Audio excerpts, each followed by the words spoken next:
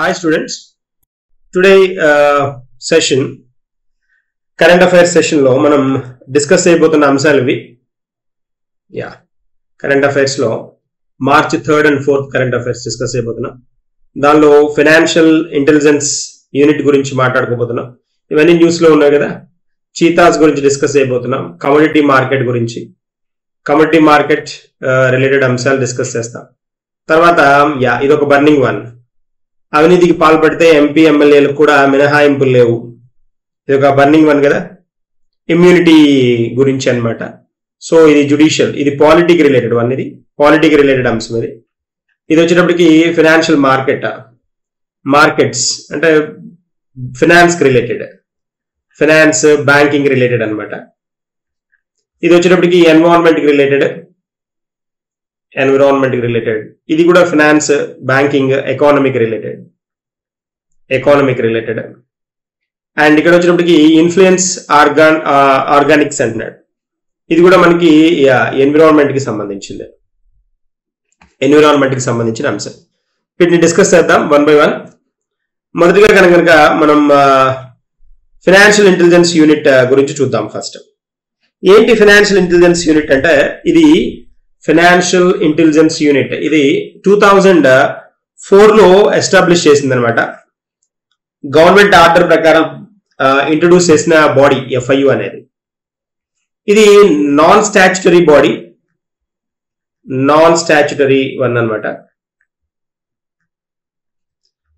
So ఇది it works under the administrative control of the revenue, ministry of revenue, department of revenue and ministry of finance చేతిలో ఉంటుంది అనమాట. ఎందుకు news లో ఉంది? ఇది ఇంపార్టెంట్ కదా మనకి. న్యూస్ లో ఎందుకు ఉంది అని అంటే, ఇది మనకి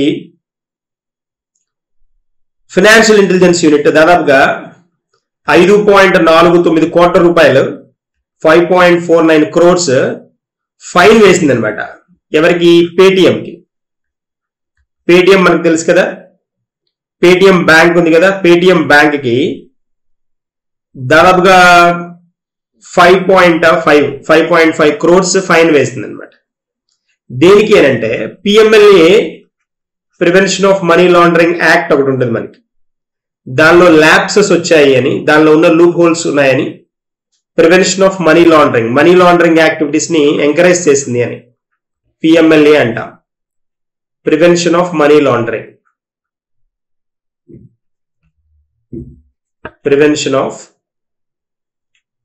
లాండరింగ్ యాక్టివిటీస్ అన్నమాట, వీటికి రిలేటెడ్ గా అన్నమాట. సో అయితే ఇక్కడ ఇది ఈ FIU అనేది జాతీయ కేంద్ర ఏజెన్సీగా చెప్తారు దీన్ని. దీని రెస్పాన్సిబిలిటీ ఏంటంటే, దీని బాధ్యత ఏంటి అంటే, దీని ఫంక్షన్ ఏంటి అంటే, receiving, processing, analysing and disseminating information relating to the suspect financial transactions. అనుమానాస్పదంగా ఉన్న ట్రాన్సాక్షన్స్ ఏవైతే ఉంటాయో వాటి మీద యాక్షన్ తీసుకోవడం అనమాట. వాటికి రిలేటెడ్ గా ఏవైతే ఎన్ఫోర్స్మెంట్ ఏజెన్సీస్ ఉంటాయో, ఫారెన్ FIUs ఉంటాయో, వాటికి ఇన్ఫర్మేషన్ ని క్యారీ చేస్తూ ఉంటుంది అనమాట. రిసీవ్ చేసుకోవడము, వాటిని ప్రాసెస్ చేయడము, అనలైజ్ చేయడము, disseminating the information relating to the suspect financial transaction. అనుమానాస్పదంగా ఉన్న ఏవైతే ఖాతాలు ఉన్నాయో, బ్యాంక్ ఖాతాలు ఉన్నాయో, వాటికి రిలేటెడ్ గా వాటిని రిసీవ్ చేసుకోవడము, ప్రాసెస్ చేయడము, అనలైజ్ చేయడము చేస్తుంది అనమాట. సో తర్వాత లేదు అని అంటే, వేరే కంట్రీస్ నుంచి ఎక్కడి నుంచి అయితే వస్తున్నాయో అక్కడ ఉన్న FIUs కి అయితే ఇన్ఫర్మేషన్ ఇవ్వడం, ఇలాంటి పనులు చేస్తుంది అనమాట. దీని ద్వారా ఏమవుతుందంటే, అంతేకాకుండా దీంతో పాటు coordinating and strengthening efforts of the national and international intelligence. International intelligence ఉంటుంది కదా, ఇంటర్నేషనల్ ఇంటెలిజెన్స్, వాటికి రిలేటెడ్ గా ఇన్ఫర్మేషన్ ని, వాటి ఎఫర్ట్స్ ని, ఇంటెలిజెన్స్ ఎఫర్ట్స్ ఏవైతే ఉంటాయో, ఇంటెలిజెన్స్ డిపార్ట్మెంట్ ఉంటుంది కదా, ఇంటెలిజెన్స్ డిపార్ట్మెంట్ ఎఫర్ట్స్ ని స్ట్రెంథన్ చేస్తుంది అనమాట. వాళ్ళకి కోఆపరేటివ్ గా, వాళ్ళకి కోఆర్డినేట్ చేస్తూ ఫంక్షన్ చేస్తూ ఉంటుంది అనమాట.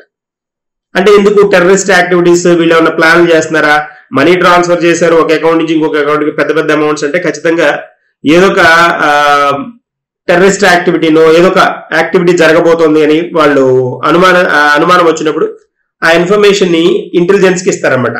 అంతర్జాతీయ జాతీయ ఇంటెలిజెన్స్ కి ప్రొవైడ్ చేసే సంస్థ ఇది FIU అనేది. So intelligence arm in the implementation of PMLA 2002 అని చెప్తాం.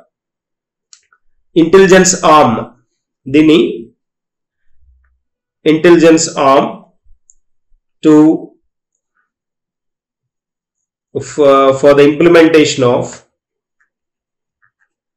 for the implementation of PMLA, Prevention of Money Laundering Act 2002 act అన్నమాట. దీన్ని ఇంప్లిమెంట్ చేయడంలో ఉపయోగపడే ఒక ఇంటెలిజెన్స్ ఆర్మ్ లాంటిది అన్నమాట. దీనికి మనకి డైరెక్టర్ ఉంటారు, అంతేకాకుండా ఇది headed by director and is manned by officers CBDT కానీ, డైరెక్ట్ ట్యాక్సెస్, CBEC, తర్వాత పోతే RBI, SEBI, department of legal affairs and intelligence agencies.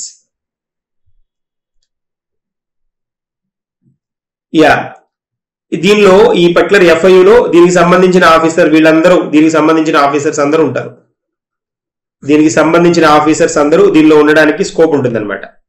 CBDT and then CBEC, RBI, SEBI and department of legal affairs, తర్వాత పోతే intelligence agency, వీళ్ళందరూ అంటారనమాట. వీళ్ళందరూ ఉండడానికి ఇక్కడ స్కోప్ ఉంటుంది. సో దేని మీద యాక్షన్ తీసుకుంది అని అంటే PMLA యాక్ట్ ప్రొవిజన్స్ ని దేని మీద అంటే పేటిఎం బ్యాంక్ మీద ప్రొవిజన్ తీసుకుంది అనేది పాయింట్. అది మనం డిస్కస్ చేసిన అంశం. నెక్స్ట్ మనకి వెళ్దాం. నెక్స్ట్ ఇంకేమైనా పాయింట్స్ ఉన్నాయా అడిషనల్ గా అంటే ఇక్కడ ఇదే అనమాట.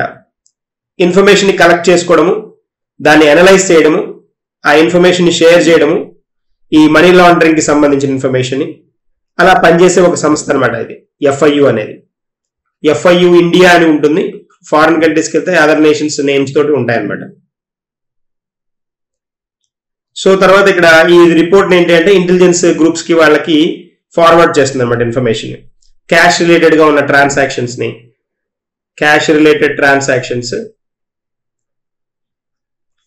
వీటిని ఫోకస్ చేసి క్యారీ చేస్తూ ఉంటుంది. Cash transactions, sequential cash transactions కానీ, సిరీస్ ఆఫ్ క్యాష్ ట్రాన్సాక్షన్స్, తర్వాత suspicious transactions, cross border wire transfers, wire transfers అంటాం. అదంటే వేరే వాళ్ళకి తెలియకుండా జాగ్రత్తగా ఒక కంట్రీ నుంచి ఇంకో కంట్రీ కమ్యూనికేట్ చేసుకునే ఇలాంటివి. తర్వాత immovable property valued at 50 lakh rupees or more. Immovable properties ఏవైతే ఉంటాయో, immovable properties 50 lakhs and more than 50 lakhs. Immovable అంటే మూవ్ చేయడానికి సాధ్యం లేని ప్రాపర్టీస్, ల్యాండ్ కానీ ఇలాంటివి అనమాట, హౌస్ కానీ ఇలాంటివి అనమాట.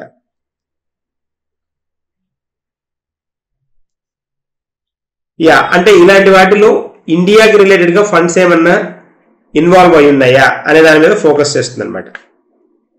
అది పాయింట్. సో ఆర్గనైజేషన్ న్యూస్ లో ఉంది కాబట్టి దాని గురించి అడగడానికి మనకి స్కోప్ ఉంటుంది. ఇదేంటి అని అంటే మన FIU ఇండియా అనేది ఫైనాన్షియల్ యాక్షన్ టాస్క్ ఫోర్స్ అని ఒక ఇంటర్నేషనల్ ఆర్గనైజేషన్ ఉంది. సో ఇక్కడ ఈ financial intelligence unit that serves as a national centre for the receipt and analysis of suspicious transaction reports ఇలాంటివన్నిటిని ఈ FATF కి అందజేస్తుంది అనమాట. ఫైనాన్షియల్ యాక్షన్ టాస్క్ ఫోర్స్ కి, ఫైనాన్షియల్ యాక్షన్ టాస్క్ ఫోర్స్ దీనికి అందజేస్తూ ఉంటుంది. యాక్షన్ ఎవరు తీసుకుంటారంటే FATF తీసుకుంటారు. దట్ ఈస్ అబౌట్ మన ఈ అంశము. తర్వాత మోస్ట్ బర్నింగ్ వన్, ఇప్పుడు బాగా న్యూస్ లో ఉన్న అంశాల్లో ఇదొక పెద్ద స్పెషల్ అంశం అనమాట. అదేంటి అని అంటే immunity. No immunity for MPs and MLAs taking bribe for vote or speech in legislature అని అనౌన్స్ చేసింది సుప్రీంకోర్టు. సో నో ఇమ్యూనిటీ అంటే ఇక్కడ కాంటెక్స్ట్ ఏంటి అంటే ఇది చాలా మనకి పాలిటీకి సంబంధించిన అంశము, పొలిటికల్ సైన్స్ కి రిలేటెడ్ వన్. ఎందుకు న్యూస్ లో ఉంది అని అంటే ఎంపీస్ ఎమ్మెల్యేస్ ఏవైతే లంచాలు తీసుకుంటారో, ఓటు వేయడానికి లంచం, లేకపోతే ఏదన్నా ఒక పార్టీకి ఫేవర్ గా మాట్లాడడానికి లంచం తీసుకోవడం, ఇలాంటి వాటిని మేము ఎంకరేజ్ చేయము, నిషేధిస్తున్నాము అని సుప్రీంకోర్టు చెప్పింది. చట్టసభల్లో కానీ, అంటే లెజిస్లేచర్ లో కానీ, పార్లమెంట్ లో కానీ వాళ్ళ ప్రసంగాలు చేయడానికి, ఒక పార్టీకి ఫేవర్ గా ప్రసంగం చేయడానికి లంచాలు తీసుకోవడం, అలాంటి వాటికి ఈ ఎంపీలు కానీ ఎమ్మెల్యేలు మినహాయింపేమీ లేదు. వాళ్ళు అలాంటి అవినీతికి పాల్పడితే వాళ్ళ మీద కూడా మేము కేసులు పెడతాం అని సుప్రీంకోర్టు మనకి 4/3/2024 ఈ డిగ్రీ ఇవ్వడం జరిగిందనమాట. అంటే దీన్ని అనౌన్స్ చేయడం జరిగిందనమాట, వర్డిక్ట్ ఇవ్వడం జరిగిందనమాట. ఈ సందర్భం ఏంటి అంటే ఈ న్యూస్ లో ఎందుకు ఉంది అని అంటే, మరి ఓకే న్యూస్ లో ఎందుకు ఉంది అని అంటే రీజన్ ఉంది. ఇక్కడ చిన్న పాయింట్ ఒకటి తెలియాలి. మనకి సీతా సోరెన్ అని ఒక ఆవిడ ఉన్నారు. సీతా సోరెన్ ఇక్కడ కనిపిస్తున్న ఆవిడ ఈవిడనమాట. ఈవిడ సిబు సోరెన్ యొక్క కోడలు అనమాట. సిబు సోరెన్ అంటే వీళ్ళు జార్ఖండ్ ఎక్స్ చీఫ్ మినిస్టర్ ఆయన పెద్ద కోడలు అనమాట ఈవిడ ఇలాంటి యాక్టివిటీస్ లో ఇన్వాల్వ్ అయి ఉన్నారు. ఎంపీ ఈవిడ ఎమ్మెల్యే ఫ్రమ్ జమా అనే కాన్స్టిట్యుయెన్సీ నుంచి ఎమ్మెల్యే ఈవిడ. 2012లో ఈవిడ ఇలాంటి యాక్టివిటీస్ కి పాల్పడ్డారనమాట. ప్రసంగం కోసం లంచం తీసుకున్నారనమాట. అందుకని ఈవిడ కేసు వాదించడానికి వచ్చినప్పుడు సుప్రీంకోర్టు బెంచ్ ఏం చెప్పింది అని అంటే, అంతకుముందు ఆల్రెడీ 1998లో దీనికి సంబంధించిన కేసు ఉందనమాట. PV Narasimha Rao versus state CBI case ఒకటి ఉంది. పివి నరసింహారావు కేసు ఒకటి ఉందనమాట. ఇదేంటి అంటే పివి నరసింహారావు కేసు ఏంటి అని అంటే, లాంగ్ బ్యాక్ మనకి ఆర్టికల్ 105/2 105/2 కాన్స్టిట్యూషన్ ఆఫ్ ఇండియా ఏం చేస్తుందనంటే, దీని ప్రకారం ఈ ఆర్టికల్ 105/2 ప్రకారం ఒక రిలాక్సేషన్ ఇస్తుంది అనమాట. ఎవరికి అంటే ఎంపీలకి ఎమ్మెల్యేలకి ఒక రిలాక్సేషన్ ఇస్తుంది. ఏంటి, ఎలాంటి వాటి నుంచి అంటే, పార్లమెంట్ లో కానీ లెజిస్లేచర్ లో కానీ వీళ్ళు ప్రాసిక్యూషన్ కి తీసుకోకూడదు. వీళ్ళని ఎంపీలని ఎమ్మెల్యేలని ఎలాంటి కేసుల్లో, ఏదైనా బ్రైబ్ తీసుకున్న, లంచం తీసుకొని మాట్లాడిన కేసుల్లో, అలాంటి వాటిలో. ఎందుకనంటే అప్పుడు నరసింహారావు 91-92 ఆ టైంలో ఎకనామిక్ రిఫార్మ్స్ అవి తీసుకొచ్చినప్పుడు ఏం చేస్తారు అని అంటే, ఎకనామిక్ రిఫార్మ్స్ అవి తీసుకొచ్చినప్పుడు బాగా ప్రెషర్ ఉండేది అక్కడ. ఆ టైంలో వీళ్ళు లంచాలు ఇచ్చి కాంగ్రెస్ కి ఫేవర్ గా కొంత ఇంటెన్షనల్ గా కొన్ని కాన్సెప్ట్స్ జరిగాయి అనేది పాయింట్ అనమాట. సో వాటికి చెక్ పెడుతూ ఇక్కడ ఈ కాన్స్టిట్యూషన్ బెంచ్ ఏం చేసిందంటే, 5 జడ్జెస్ బెంచ్. అప్పుడు టైంలో పివి నరసింహారావు కేసులో కాన్స్టిట్యూషన్ బెంచ్ ఆఫ్ 5 జడ్జెస్ అనమాట. అప్పుడు నేను అప్పటి కాంటెక్స్ట్ మాట్లాడుతున్నాను. అప్పుడు 5 జడ్జెస్ ఏమని తీర్పిచ్చారు అంటే, 1998 పివి నరసింహారావు కేసులో immunity to the MPs or MLAs per article 105/2 which included the speech or vote made in the furtherance of receiving illegal gratification or bribe. దానికి సంబంధించిన అంశాలు ఏం చేశారు అంటే, ఇదొకటి ఆర్టికల్ 105 ఒకటి, తర్వాత ఆర్టికల్ మనకి ఆర్టికల్ 194/2 అని ఒకటి ఉంటుంది. 2 of the Indian Constitution అనమాట. Constitution similar immunity to the members of the legislative assembly. ఇది లెజిస్లేటివ్ అసెంబ్లీకి సంబంధించి. ఇది 105/2 వచ్చేటప్పటికి ఇది ఎంపీలకు సంబంధించి ఆర్టికల్ అనమాట. ఈ రెండు ఏంటి అని అంటే,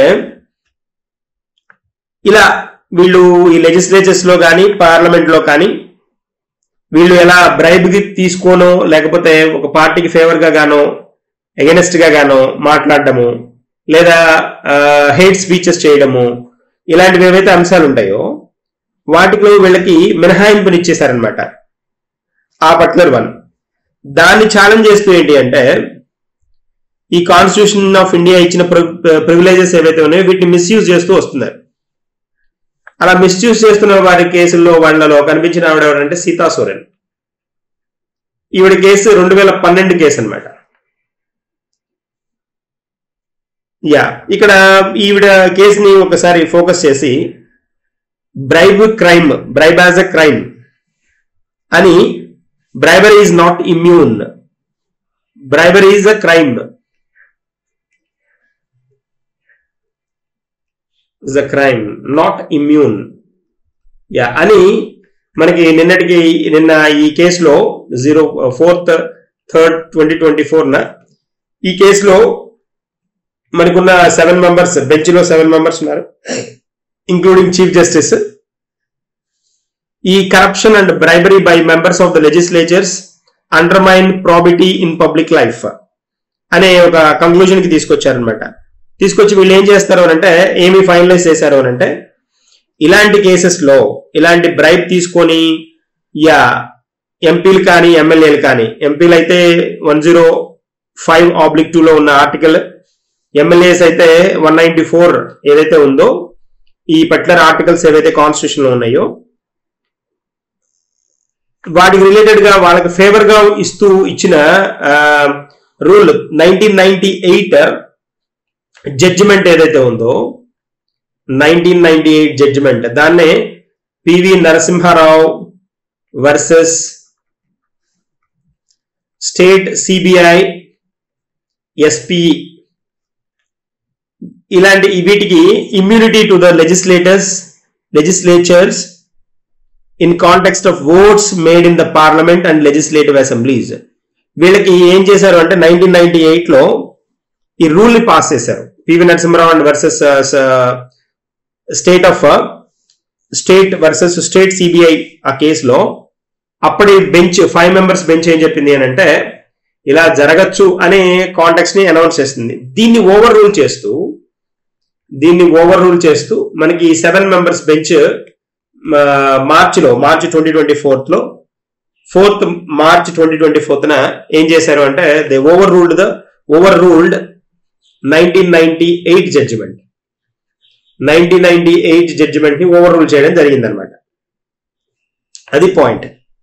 సో ఇది ఖచ్చితంగా మనకి న్యూస్ లో ఉంది కాబట్టి ఫోకస్ చేస్తాడు, అడుగుతాడు మీకు ఇప్పుడు దేనికి అది ఎందుకు సంబంధించింది అని అంటే అనేది అర్థమైంది కాబట్టి దాన్ని ఫోకస్ చేస్తే సరిపోతుంది. That's one. తర్వాత నెక్స్ట్ మనం కమోడిటీ మార్కెట్ గురించి చూద్దాం. ఈ కమోడిటీ మార్కెట్ న్యూస్ లో ఉంది ఏంటి, ఇది అంశం ఏంటి అని అంటే, మనకి న్యూస్ లో ఉండడానికి రీజన్ ఏంటో చూద్దాం ఫస్ట్.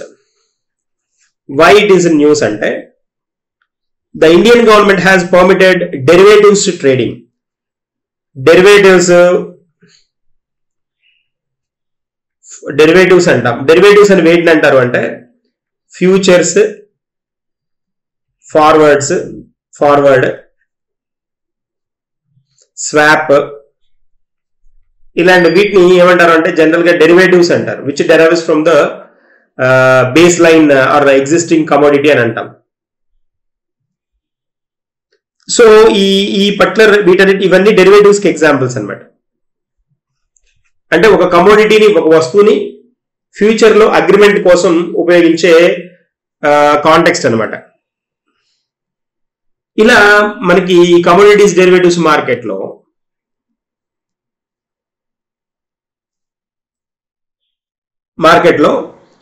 డెరివేటివ్స్ ట్రేడింగ్ కి 11 మోర్ కమోడిటీస్ ని ఇంక్లూడ్ చేశారనమాట. కొత్తగా 11 కమోడిటీస్ ని ఇంక్లూడ్ చేయడం జరిగింది ఇది డెరివేటివ్స్ పార్ట్ లో. అందుకని ఇది న్యూస్ లో ఉందనమాట. వాటిల్లో మనకి ఏమేమి ఉన్నాయంటే, మిల్క్ పౌడర్, సిమెంట్ ఒకటి, యాపిల్, బ్యాంబూ, టింబర్, ఇలాంటి వీటికి రిలేటెడ్ అన్ని సెబీ రికమెండేషన్స్ తోటి వీటిని కమోడిటీ మార్కెట్ లోకి తీసుకున్నారు. 11 కొత్త కమోడిటీస్ అన్నమాట. 11 కమోడిటీస్. ఇక్కడ మనకి డెరివేటివ్ అనేది ఏంటి అని అంటే, డెరివేటివ్ అని అంటే ఫస్ట్ టైం వింటున్న వాళ్ళకి it is a financial instrument అనమాట. It is an financial instrument అంట. ఫినాన్షియల్ ఇన్స్ట్రుమెంట్స్ అంటే మనకి ఎలాగా, క్యాపిటల్ మార్కెట్ లో ఫినాన్షియల్ ఇన్స్ట్రుమెంట్స్ ఉంటాయి, మనీ మార్కెట్ లో ఫినాన్షియల్ ఇన్స్ట్రుమెంట్స్ ఉంటాయి. డెరివేటివ్స్ మార్కెట్ అనేది క్యాపిటల్ మార్కెట్ లో డెరివేటివ్ అనేది ఒక ఫినాన్షియల్ ఇన్స్ట్రుమెంట్ అన్నమాట. దీని వాల్యూ ఏమవుతుందంటే ఒక అండర్లయింగ్ అసెట్ మీద బేస్ అయి ఉంటుంది అనమాట. అంటే అలాగా ఈక్విటీస్ లేదా కరెన్సీ కానీ, కమోడిటీ కానీ, లేదా అదర్ ఫినాన్షియల్ అసెట్స్ ఏవైతే ఉంటాయి వీటి ఈ ఇన్స్ట్రుమెంట్స్, డెరివేటివ్స్ ఇన్స్ట్రుమెంట్స్ అనేది ఇలాంటి వాటి మీద అండర్లై అయి ఉంటాయి అనమాట. అండర్లయింగ్ అసెట్స్ అంటారు వీటిని. లైక్ అది ఈక్విటీ అవ్వచ్చు, కరెన్సీ అవ్వచ్చు, కమోడిటీ అవ్వచ్చు, ఏదైనా అవ్వచ్చు. ఈ డెరివేటివ్ కాంట్రాక్ట్ అనేది ఎలా జరుగుతుంది అని అంటే, డెరివేటివ్ కాంట్రాక్ట్స్ ఉంటాయి కదా, ఇవి ఎలా జరుగుతాయి అని అంటే, కమోడిటీ అంటే కాంట్రాక్ట్ ఎలా జరగచ్చు, కమోడిటీ డెరివేటివ్ జరగచ్చు, కరెన్సీ డెరివేటివ్ జరగచ్చు. కమోడిటీ డెరివేటివ్ గురించి మనం మాట్లాడుతున్నాం ఇప్పుడు. కమోడిటీ డెరివేటివ్ కాంట్రాక్ట్ అంటే most common type derivative instruments are దీనిలో మళ్ళీ ఎలాగ డెరివేటివ్ అని అన్నామనంటే, డెరివేటివ్స్ రకరకాల డెరివేటివ్స్ ఉంటాయి. నేను ఫస్ట్ చెప్పాను ఎలాంటివి ఉంటాయి. ఫ్యూచర్ ఉంటాయి, ఫార్వర్డ్ ఉంటాయి, ఆప్షన్స్ ఉంటాయి, స్వాప్స్ ఉంటాయి. ఇవన్నీ డెరివేటివ్. ప్రతి దానిలో ఇవన్నీ అండర్లయింగ్ అసెట్స్ అనమాట.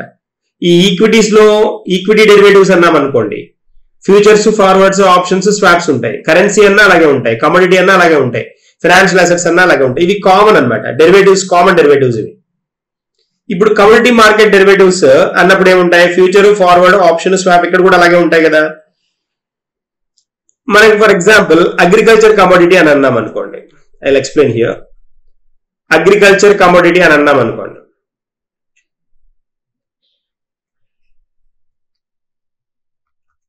అగ్రికల్చర్ కమోడిటీ అంటున్నాను. కమోడిటీ డెరివేటివ్స్, డెరివేటివ్ అన్నామంటే ఏమేమి ఉండొచ్చు, ఫార్వర్డ్ అయి ఉండొచ్చు, ఫ్యూచర్ అయి ఉండొచ్చు, ఆప్షన్ అయి ఉండొచ్చు, స్వాప్ అయి ఉండొచ్చు. ఇది పాయింట్. కమోడిటీస్ ఎనీ కమోడిటీ అది ఏదైనా అవ్వచ్చు. అగ్రికల్చర్ అంటే ఏంటి, is related to crops, cultivation కి రిలేటెడ్ కదా, ఇదే కదా, ఇది పాయింట్. అగ్రికల్చర్ కమోడిటీ ఇప్పుడు కమోడిటీ డెరివేటివ్ అని అన్నాం కాబట్టి, ఎప్పుడు డెరివేటివ్ అనే వర్డ్ మనం వాడాము అని అంటే అండర్లయింగ్ ఎసెట్ ఉంటుంది. అదే కదా చెప్పుకున్నాం ఇందాక, అండర్లయింగ్ ఎసెట్. ఇక్కడ అండర్లయింగ్ ఎసెట్ ఏమవుతుంది, అగ్రికల్చర్ అంటున్నాం కాబట్టి అండర్లయింగ్ ఎసెట్స్ ఏమవ్వచ్చు, వీట్ అవ్వచ్చు, రైస్ అవ్వచ్చు, పల్సెస్ అవ్వచ్చు, స్పైసెస్ అవ్వచ్చు, ఆయిల్ సీడ్స్ అవ్వచ్చు, ఏవైనా అవ్వచ్చు. ఇవన్నీ అండర్లయింగ్ అసెట్స్ అనమాట. అంటే ఇక్కడ జరిగేది ట్రాన్సాక్షన్స్ అన్ని వీటికి రిలేటెడ్ గా ట్రాన్సాక్షన్స్ జరుగుతూ ఉంటాయి ఈ కమోడిటీ డెరివేటివ్స్ లో. అదే మనం నాన్ అగ్రికల్చర్ అన్నాం అనుకోండి, నాన్ అగ్రికల్చర్ కమోడిటీస్ డెరివేటివ్స్ అన్నాం, కమోడిటీ డెరివేటివ్స్ అని అన్నాం అనుకోండి. అండర్లయింగ్ అసెట్స్ ఏమేమి ఉంటాయి ఇక్కడ, అండర్లయింగ్ అసెట్ అంటే అక్కడ ట్రాన్సాక్షన్ చేసేది, కమోడిటీ మార్కెట్ లో డెరివేటివ్స్ మూవ్ అయ్యేది, కొనడం అమ్మడం జరిగేది అనమాట ఇండైరెక్ట్ గా. ఇది అండర్లయింగ్ అసెట్. వీటితోనే ట్రాన్సాక్షన్ జరుగుతాయి. వీటి ప్రైస్లు ఇక్కడ డెరివేటివ్స్ మార్కెట్ లో డిసైడ్ అవుతాయి అనమాట. ఫ్యూచరా, ఫార్వర్డా, ఆప్షనా, స్వాప్ అనే విధంగా టర్న్ అవుతాయి. ఇప్పుడు మనం నాన్ అగ్రికల్చర్ కమోడిటీ చూసామనుకోండి, నాన్ అగ్రికల్చర్ కమోడిటీస్ చూద్దాం. ఇక్కడ I write here non agriculture commodities. దానికి బెస్ట్ ఎగ్జాంపుల్ గా మనం ఏం చెప్పొచ్చు, క్రూడ్ ఆయిల్ నాన్ అగ్రికల్చరే కదా. తర్వాత సిల్వర్, గోల్డ్, అల్యూమినియం, తర్వాత నెక్స్ట్ ఐరన్, ఇలాంటివి. కానీ ఇక్కడ గోల్డ్ మనము గోల్డ్ పార్ట్ మాట్లాడం మనం. బులియన్ మార్కెట్ అంటుంది. Bullion market that is different. Gold ఉండదు ఇక్కడ, మిగిలినవన్నీ ఉంటాయి. ఇలాంటి కమోడిటీస్ నాన్ అగ్రికల్చర్ కమోడిటీస్ అనమాట. అగ్రికల్చర్ కమోడిటీస్ అంటే న్యాచురల్ గా వచ్చే రిసోర్సెస్. నాన్ అగ్రికల్చర్ కమోడిటీస్ అంటే ఏంటి అంటే మనకి పండించేవి, కల్టివేషన్ ద్వారా వచ్చేవి అగ్రికల్చర్. ఇక్కడ నాన్ అగ్రికల్చర్ అంటే ఏంటి అని అంటే న్యాచురల్ రిసోర్సెస్ అయి ఉండొచ్చు. న్యాచురల్ రిసోర్సెస్ సహజ సిద్ధంగా వచ్చిన వనరులు అవ్వచ్చు, మైనింగ్ చేసినవి అవ్వచ్చు, మైండ్ అవ్వచ్చు, లేదా ఎక్స్ట్రాక్టెడ్ అవ్వచ్చు. ఎక్స్ట్రాక్టెడ్ ఇవి మరి క్రూడ్ ఆయిల్ అని ఎక్స్ట్రాక్టెడే కదా, లేదా ప్రాసెస్డ్ అవ్వచ్చు, ప్రాసెస్డ్ ఇవన్నమాట. So benefits of commodity market ఏంటి అని అన్నాం అనుకోండి. బెనిఫిట్స్ ఆఫ్ కమోడిటీ మార్కెట్ ఏంటి అని అంటే మనం హెడ్జింగ్ చేసుకోవచ్చు. హెడ్జింగ్ అనే కాన్సెప్ట్ ఉంటుంది. తర్వాత ప్రైస్ డిస్కవరీ ఉంటుంది. ఇవి అడ్వాంటేజ్ అనమాట. ప్రైస్ డిస్కవరీ అంటారు. హెడ్జింగ్ అంటే ఏంటి అని అంటే ప్రైస్ ని రిస్క్ మేనేజ్మెంట్ అంటే నష్టపోకుండా కొన్ని టూల్స్ ద్వారా ఏం చేయొచ్చు అంటే ఈ ఎక్స్పోర్టర్స్ కానీ, ఇంపోర్టర్స్ కానీ, మైనర్స్ కానీ, ప్రాసెసర్స్, మ్యానుఫ్యాక్చరర్స్ కానీ వీళ్ళందరూ ఏం చేస్తారంటే హెడ్జింగ్ చేసుకుంటారు అనమాట. అంటే ఏంటి, దాని ప్రైస్ ను ఒక చోట డిసైడ్ చేస్తారు. డెరివేటివ్ మార్కెట్ లో with an objective of limiting the risks associated with the price changes. Market లో ధరల్లో వచ్చే మార్పులు ఏవైతే ఉంటాయో ఆ ధరల్లో వచ్చే మార్పుల నుంచి వీళ్ళు ఎఫెక్ట్ అవ్వకుండా ఏం చేసుకుంటారంటే హెడ్జింగ్ చేసుకుంటారు.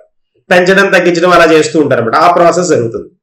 తర్వాత ప్రైస్ డిస్కవరీ అంటే ఏంటి అంటే speculation is the practice of trading కదా.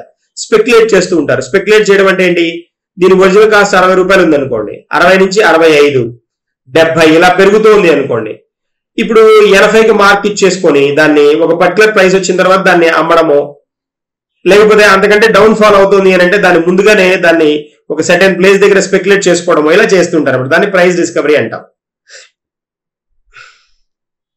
ఇది కాంటెక్స్ట్. వీటికి రిలేటెడ్ గా కొత్త 11 కొత్త ప్రొడక్ట్స్ ని ఇంట్రడ్యూస్ చేయడం జరిగింది అనమాట. అది మనకి కమోడిటీస్ మార్కెట్ లో న్యూస్ అనమాట. దీనికి రిలేటెడ్ గా పాయింట్ అనడానికి స్కోప్ ఉంటుంది కదా. 11 కమోడిటీస్ అని చెప్పుకున్నా. స్కిమ్డ్ మిల్క్ పౌడర్ కానీ, cement, Apple, bamboo and timber, వీటి రిలేటెడ్ బేస్ గా ఉన్న కొన్ని కాన్సెప్ట్స్ కూడా కొన్నిటి మీద కూడా ఇంట్రడ్యూస్ చేశారనమాట. అది పాయింట్. తర్వాత నెక్స్ట్ వన్ కి వెళ్ళిపోదాం. Next concept advanced oxidation technology are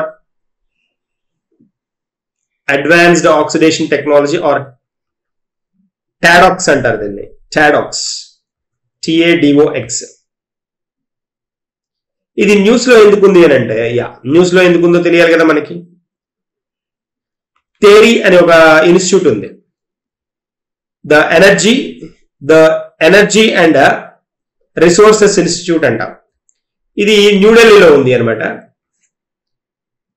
ఇది రీసెంట్ గా ఏం చేసింది అంటే ఒక కొత్త టెక్నాలజీని డెవలప్ చేశారు.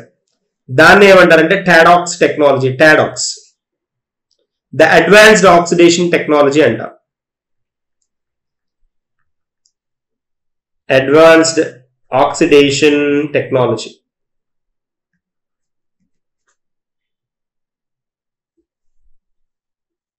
దీని ద్వారా అడ్వాంటేజ్ ఏంటి అంటే ZLD అంటారు. దీని ద్వారా వచ్చే అడ్వాంటేజ్ ని ZLD అంటాం. జీరో లిక్విడ్ డిశ్చార్జ్ అని పిలుస్తారు. Zero liquid discharge. Affordable and sustainable. Zero liquid discharge ని దీని స్పెషాలిటీ అనమాట. కంపెనీస్ కి ఇది ప్రొవైడ్ చేస్తుంది, కంప్లయన్స్ ని ఇస్తుంది.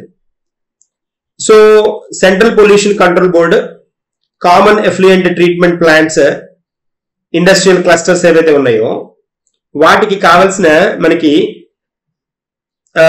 సెంట్రల్ పొల్యూషన్ కంట్రోల్ బోర్డు ఉంది కదా, అదేం చేస్తుంది, పొల్యూషన్ కి రిలేటెడ్ గా ఎలాంటి కంట్రోల్, ఎలాంటి యాక్టివిటీస్ తీసుకోవాలో చెప్తూ ఉంటుంది. తర్వాత కామన్ ఎఫ్లూయెంట్ ట్రీట్మెంట్ ప్లాంట్స్ ఉంటాయి ఇన్ ఇండస్ట్రియల్ క్లస్టర్స్ లో అనమాట. వీటి నుంచి వచ్చే పొల్యూషన్ ని వాటిని కంట్రోల్ చేయడానికి వాటికి ఒక వ్యవస్థ ఉంటుంది అనమాట. ఇప్పుడు ఈ టాడాక్స్ వల్ల ఏంటి అంటే ఈ టాడాక్స్ అడ్వాంటేజ్ ఏంటి అంటే ఈ oxidation technology, the advanced oxidation technology వల్ల ఏమవుతుంది అంటే భరించగలిగే, అఫోర్డబుల్ గా, తర్వాత సుస్థిరమైన జీరో లిక్విడ్ డిశ్చార్జ్. అంటే మనకి డిశ్చార్జ్ లో బయటకు వచ్చే ఎమిషన్స్ ని కంట్రోల్ చేసే మెకానిజం దొరుకుతుంది. ఇది మనకి చాలా చాలా చాలా ఉపయోగపడే అంశం కదా. దీనిలో ఏంటి అని అంటే అల్ట్రావైలెట్ ఫోటో కెటాలసిస్ ద్వారా అడ్వాన్స్డ్ ఆక్సిడేషన్ ప్రాసెస్ కి వెళ్తారు. అడ్వాన్స్డ్ ఆక్సిడేషన్ ప్రాసెస్ అంట, అడ్వాన్స్డ్ ఆక్సిడేషన్ ప్రాసెస్. దీన్ని సింపుల్ గా అసలు ఎందుకు అనేది కూడా నేను చెప్తాను. అసలు ఏంటి దీని పర్పస్ ఏంటి అనేది చెప్తాను. దీని ద్వారా ఏమవుతుందంటే carbon emissions, carbon dioxide emissions తగ్గుతాయి. టాక్సిక్ అంటే పంజెంట్ గా టాక్సిక్ గా ఈ పొగకు సంబంధించిన ఇలాంటి అంశాలను తగ్గించేస్తాయి. మోర్ బయోడిగ్రేడబుల్, ఈజీగా దాన్ని మనకి పెరిష్ అయ్యే మెకానిజం, బయోడిగ్రేడబుల్ గా ఉండే మెకానిజమ్స్. ఇది అనమాట దీని స్పెషాలిటీ. దీన్ని ఇంట్రడ్యూస్ చేశారు టాడాక్స్ ని. దీని ద్వారా ఏమవుతుందంటే దీని ప్రాముఖ్యత ఏంటి అని అంటే మనకి జనరల్ గా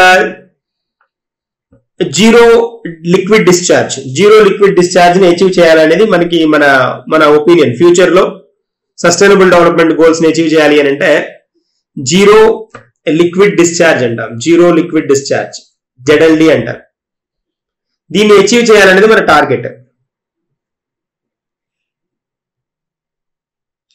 మనకి జనరల్ గా biological and tertiary treatment systems ఉంటాయి. బయోలాజికల్ అండ్ టెర్షరీ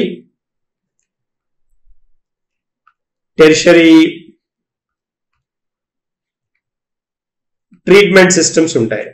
ఇవేంటి అని అంటే వీటికి ఈ biological and tertiary systems zero liquid discharge ని అచీవ్ చేయడం అనేది దీని ముఖ్య ప్రాముఖ్యత అనమాట.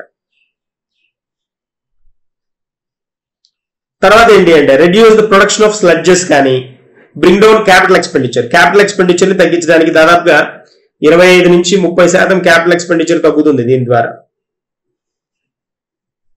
తర్వాత ఆపరేటింగ్ ఎక్స్పెన్సెస్ కూడా తగ్గుతాయి. దీంతో పాటు ఇంకోటి ఏంటి అంటే ఈ AOP మనం ఫాలో అప్ చేయడం ద్వారా, అడ్వాన్స్డ్ ఆక్సిడేషన్ ప్రాసెస్ హోల్డ్ చేయడం ద్వారా, which reduces the chemical oxygen demand అంట. కెమికల్ ఆక్సిజన్ డిమాండ్ COD అంటారు. తర్వాత బయోలాజికల్ ఆక్సిజన్ డిమాండ్ అంట BOD అని.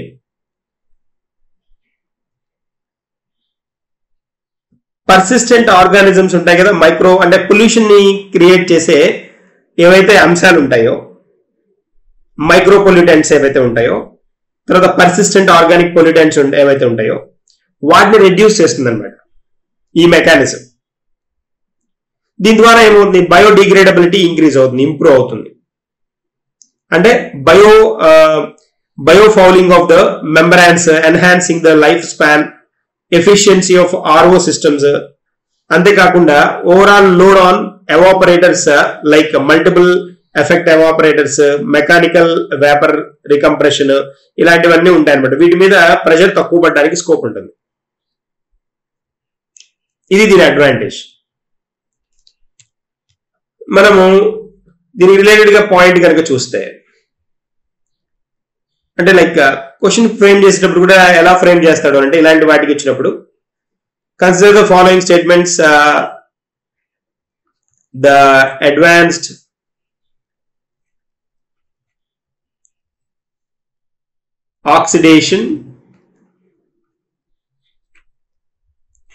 ఆక్సిడేషన్ టెక్నాలజీ అని ఇస్తాడు. టాడాక్స్ కదా, దీని గురించిన స్టేట్మెంట్లని క్లియర్ చేయండి అని అంటాడు. స్టేట్మెంట్స్ ఇలా ఇస్తాడు. ఫస్ట్ స్టేట్మెంట్ ఏంటి అని అంటే this technology primarily depends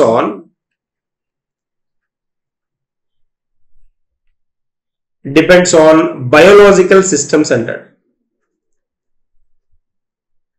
biological systems for waste water treatment. General గా మనకి వేస్ట్ వాటర్ ట్రీట్మెంట్ చాలా ఇక్కడ జరిగే పార్ట్ ఏంటంటే ROలు కనుక మనం యూజ్ చేస్తూ ఉంటే ఎంత వాటర్ని అవి క్లీన్ చేసాయో అంత వాటర్ని అవి వేస్ట్ చేస్తాయి. అలాంటి వేస్టేజ్ ఉండదు ఇక్కడ దీని ద్వారా, ఈ మెకానిజం ద్వారా. అంతేకాకుండా దీని ద్వారా ఏమవుతుందంటే this technology reduces the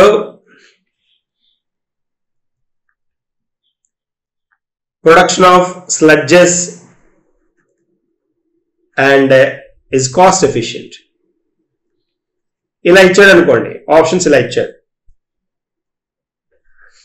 Which of the statements or following statements or which of the given statements are correct అని అంటాడు.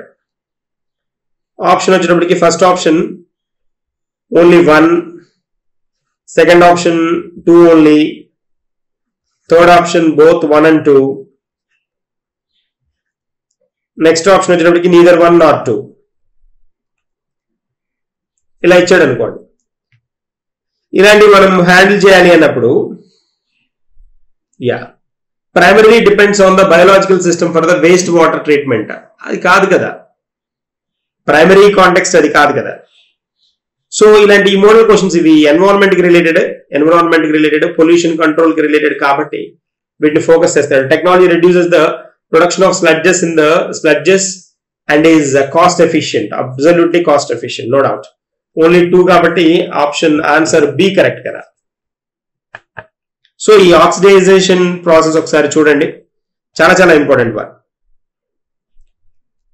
జీరో లిక్విడ్ డిశ్చార్జ్ అంటున్నాం.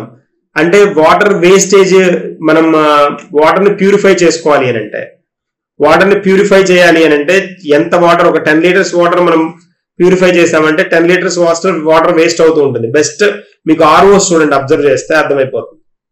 బట్ వీటి ద్వారా ఏంటి అని అంటే ఈ టెక్నాలజీ, అడ్వాన్స్ టెక్నాలజీ ద్వారా ఆ ప్రాబ్లం కూడా ఉండదు.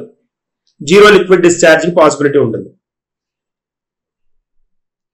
అంతేకాకుండా ఇవేంటి అంటే ప్రొడక్షన్ ఆఫ్ స్లడ్జెస్ ఏవైతే ఉంటాయో స్లడ్జెస్ ను కూడా కంట్రోల్ చేస్తాయి, కాస్ట్ ఎఫెక్టివ్ గా పనిచేస్తాయి.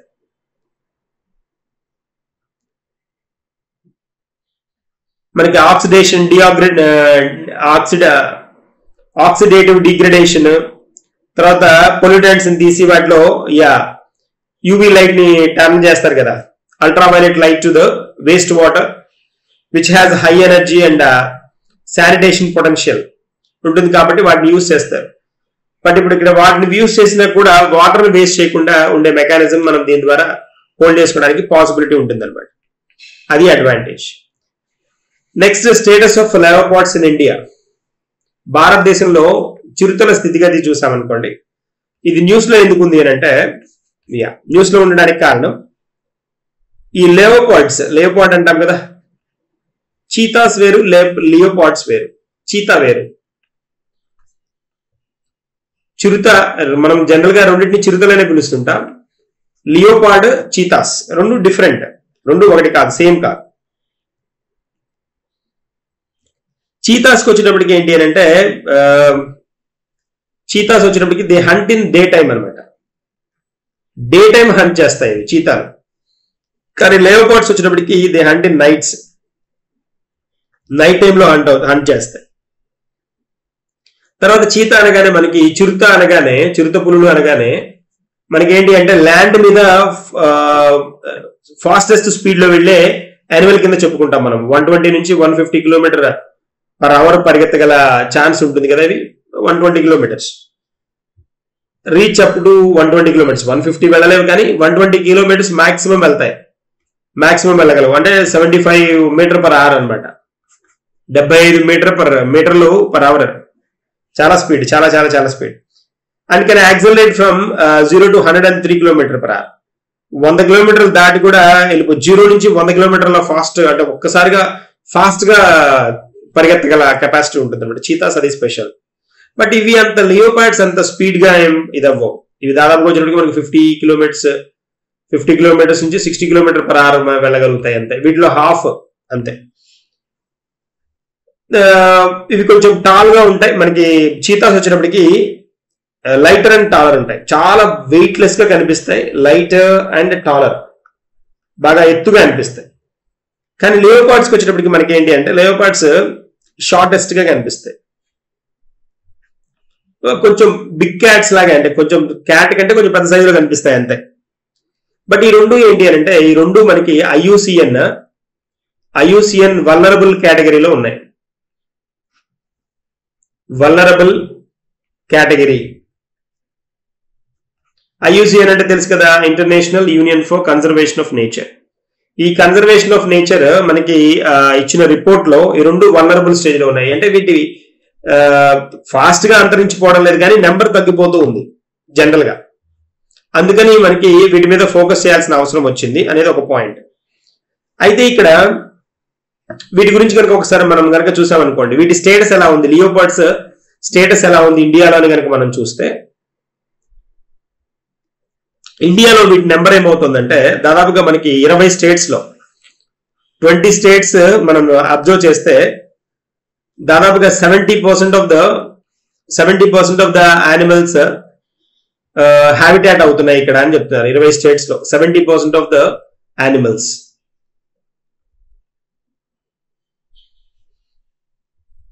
దాదాపుగా 20 స్టేట్లోనే మనకి 70% యానిమల్స్ ఉన్నాయి ఇండియాలో అని చెప్తారు. వాటిలో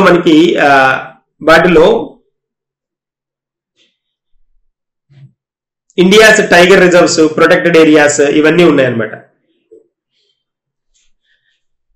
కెమెరా ట్రాప్ మెథడ్ ద్వారా ఏం చేస్తారంటే కెమెరా ట్రాపింగ్ మెథడ్ ఉంటుంది అనమాట. కెమెరా ట్రాపింగ్ మెథడ్ అని ఒకటి ఉంటుంది. దీని ద్వారా ఏం చేస్తారంటే వీటిని ట్రాప్ చేస్తారు. వీటి నెంబర్ ఎంత ఉందని చెప్తారు. మనకి రీసెంట్ గా వచ్చిన రిపోర్ట్స్ కనుక మనం చూస్తే ఇండియాస్ లేయోపార్డ్ ఉంది కదా, నెంబర్ ఏమవుతుంది అంటే పెరుగుతూ వస్తుంది. నెంబర్ రోజ్ బై 8% పెరిగింది అంటున్నాడు. 12,852 నుంచి 2018లో 12,852 ఉండేది. ఇప్పుడు ఆ నెంబర్ ఏమైంది అంటే 13,874 అయింది 2022కి వచ్చేటప్పుడు. ఇదనమాట పాయింట్. మనకి highest number of leopards A state లో ఉంటాయి అంటే highest number of leopards located in Madhya Pradesh. Highest అనమాట, టాప్ అదే. దాదాపుగా 3,000+ మనకి లియోపార్డ్స్ ఉన్నాయి ఇక్కడ.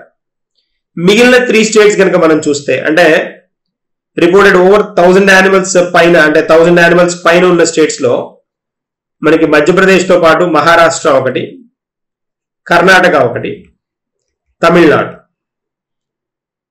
3,000 హైయెస్ట్. దీనిలో అయితే చాలా హైయెస్ట్ మధ్యప్రదేశ్ అయితే 3,907. సెకండ్ పొజిషన్ లో మనకి మహారాష్ట్ర ఉంది 1985, కర్ణాటక 1879, తమిళనాడు 1070. అయితే రీసెంట్ పార్ట్ లో ఈ లేయోపార్డ్స్ నెంబర్ డిక్లైన్ అవుతున్న స్టేట్స్ కూడా ఉన్నాయి. డిక్లైనింగ్ స్టేట్ కింద మనం ఏం చెప్పుకోవాలి అంటే ఉత్తరాఖండ్. వీటి నెంబర్ తగ్గిపోతున్న స్టేట్ అనమాట ఇది. దీంతో పాటు ఉత్తరాఖండ్ తో పాటు ఒడిశా కూడా షార్ప్ డిక్లైన్ కనిపిస్తోంది. ఒడిశాలో కూడా.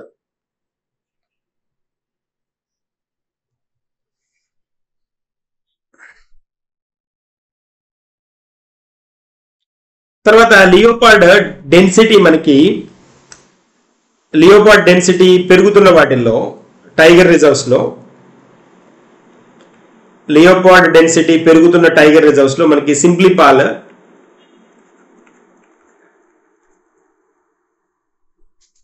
తర్వాత సట్కోసియా టైగర్ రిజర్వ్. ఈ రెండు టైగర్ రిజర్వ్ లో వీటి నెంబర్ పెరుగుతోంది అనమాట. తర్వాత శివాలిక్ హిల్స్, గ్యాంగటిక్ ప్లెయిన్స్ కనుక చూస్తే Shivalik plains and Gangetic plains 3.4% సంవత్సరానికి ఇయర్లీ దాన్ని ఇక్కడ డిక్లైన్ అవుతుంది అనమాట. వీటి నెంబర్ తగ్గిపోతాం. తర్వాత మనకి ఇండియాలోని Eastern Ghats, Western Ghats, north east hills, Brahmaputra flood plains, వీటన్నింటిలో మనం కనుక చూస్తే కొంచెం రికవర్ అవుతున్నాయి అన్నమాట ఈ ఏరియా. తర్వాత leopard plus tiger reserves, leopard reserves పెరుగుతున్న స్టేట్ ఏది అంటే ఉత్తరప్రదేశ్. ఉత్తరప్రదేశ్. ఉత్తరప్రదేశ్. ఇవి డిక్లైన్ అవ్వడానికి అంటే వీటి నెంబర్ డిక్లైన్ అవ్వడానికి రీజన్ ఏంటి అని అంటే మనం మొట్టమొదటిగా చెప్పుకోవాల్సింది ఏంటి అని అంటే పోచింగ్ ఆఫ్ వీటి మీట్ కోసం పోచింగ్ చేస్తారు. పోచింగ్ అంటే వీటిని వేటాడడం అన్నమాట. పోచింగ్ ఒక రీజన్. తర్వాత అంటే టార్గెటెడ్ టైగర్స్, టార్గెటెడ్ పోచింగ్ అనమాట. టైగర్ అండ్ లియోపార్డ్స్ ని టార్గెటెడ్ గా వీటిని వేటాడడము, వీటి స్కిన్స్ కోసము, బాడీ పార్ట్స్ కోసము హోల్డ్ చేయడము. అంతేకాకుండా మైనింగ్ యాక్టివిటీస్. ఈ మైనింగ్ యాక్టివిటీస్ వల్ల కూడా వీటి నెంబర్ తగ్గిపోతుంది అనమాట. తర్వాత అదర్ హ్యూమన్ యాక్టివిటీస్ కూడా ఉంటాయి కదా. తర్వాత ఇంకోటి ఏంటి అంటే రోడ్ యాక్సిడెంట్స్, వీటి ద్వారా కూడా చనిపోతున్నాయి. సో ఇదనమాట కండిషన్. ఇండియన్ లియోపార్డ్స్ కనుక మనం అబ్జర్వ్ చేస్తే widely distributed on the Indian sub continent అని చెప్పుకుంటా. మనకి లియోపార్డ్ అనగానే వాటి మీద జనరల్ గా స్ట్రైప్స్ ఏమి ఉండవు. Not have any kind of stripes. Stripes ఉండవు, స్పాట్స్ ఉంటాయి. యా, స్ట్రైప్స్ ఉండవు వాటి మీద, స్ట్రైప్స్ ఉండవు, స్పాట్స్ ఉంటాయి.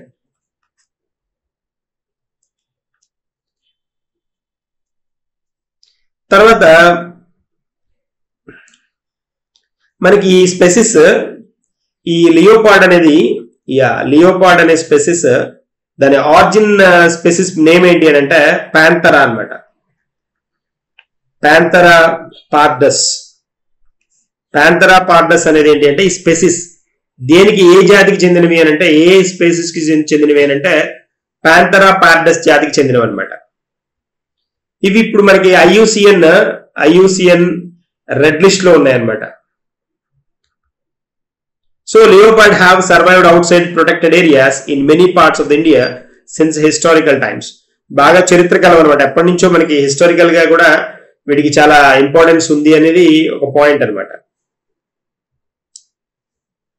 ఇవి మనకి అంశాలు.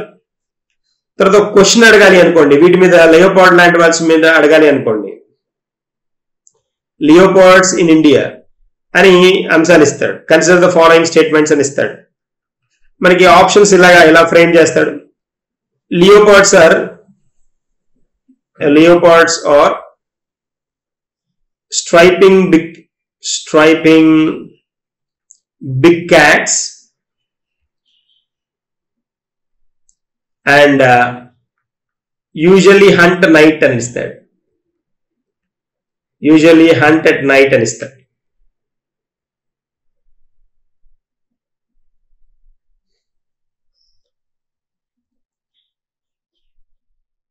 ఇదొకటి. ఇది కరెక్టా? Okay. Among states of India the highest leopard population is in Maharashtra అని ఇచ్చాడు. థర్డ్ వన్ వచ్చేటప్పటికి leopard density in tiger reserves, tiger reserves of Odisha have increased significantly అని అన్నాడు.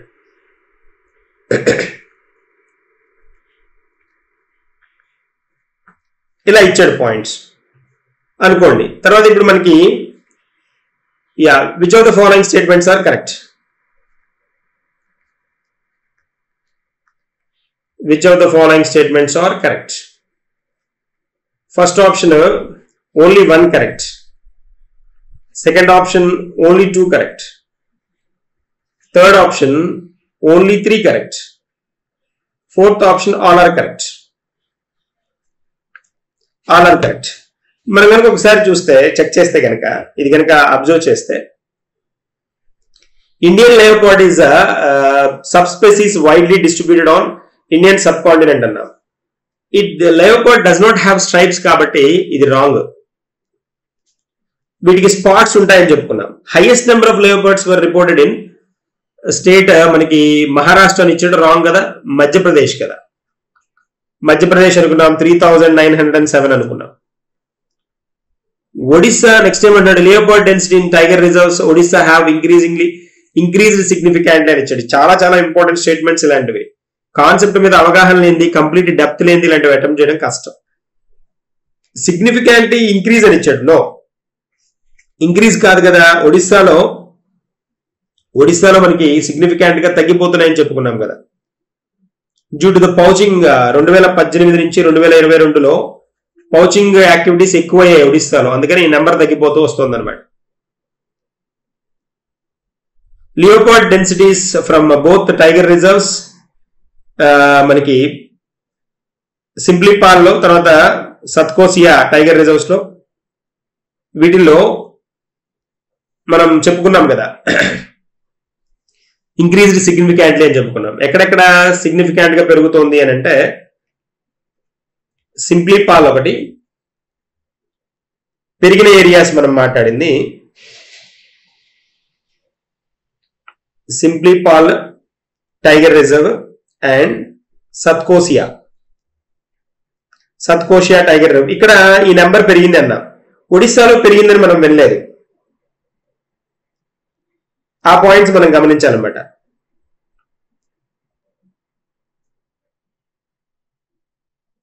In the state have increased significantly అని చెప్పుకున్నాం. కానీ ఇక్కడ ఏమంటున్నాడు, leopard density in tiger reserves of Odisha have increased significantly అంటున్నాడు. ఒడిస్సాలో ఇంక్రీజ్ అయింది అని అంటున్నాడు. Odisha has witnessed a sharp decline in its leopard population. కానీ ఏంటి అని అంటే దానిలోనే ఈ సింప్లీపాల్, సత్కోసియా ఈ రెండు కూడా ఒడిస్సావే. ఈ రెండింటిలో మాత్రమే ఇంక్రిమెంట్ కనిపించింది, మిగిలిన వాటిలో తక్కువైంది అన్నప్పుడు ఒడిస్సా అంతా అనకూడదు కదా. అందుకని రాంగ్, ఇది థర్డ్ది, అందుకని రాంగ్. సో మనకి only one correct answer. A is correct, answer A is correct కదా. సో ఇవి ఫాలో అవ్వండి ఈ క్లాసెస్ ని. మనం రోజు కరెంట్ అఫైర్స్ అప్డేట్ అవుతున్నాయి. తర్వాత January 24, February 24 కూడా 1 or 2 days లో అప్డేట్ అవుతాయి. అవి బాగా యూటిలైజ్ వీటిని ప్రాపర్ వేలో యూటిలైజ్ చేసుకోండి. వీటిని మాక్సిమం ఎక్స్టెంట్ బెనిఫిట్ అవుతారు. Thank you.